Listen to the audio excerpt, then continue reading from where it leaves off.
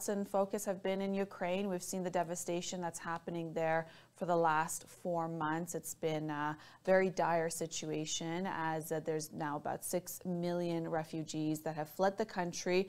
Well, those numbers could be a lot more than what is being calculated right now, and about 7 million have been displaced throughout the country as bombardments have gone through all over the country, essentially. And now, as the G7 leaders have met in Germany and the meeting has come to an end, well, Prime Minister Justin Trudeau has pledged more aid and loan for Ukraine. And what this means is that, well, essentially a $200 million loan through the International Monetary Fund. And this was announced at the end of the G7 summit in Germany.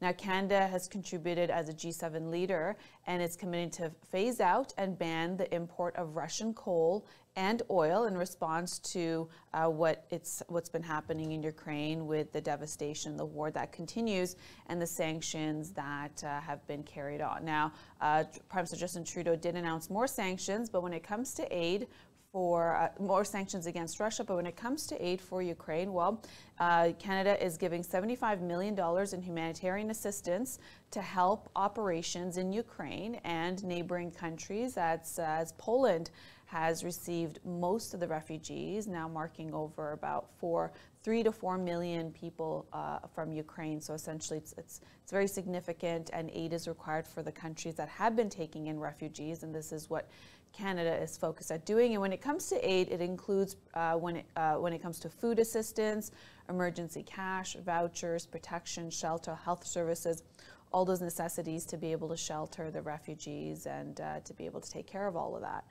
Now, when it comes to the other aid, well, Canada's also providing $52 million in agriculture aid, including mobile grain storage equipment to increase grain storage capacities, as this has been a devastation that's come to force, as Russia and Ukraine are the biggest exporters of wheat, and we've seen the prices increase when it comes to food sales, and of course inflation at an all-time high, and gas prices. Well, some of the contributing factors are the war that's been going on for about 4 months there.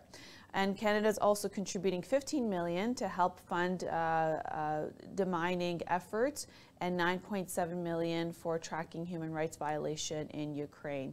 That's been heavily urged to do so.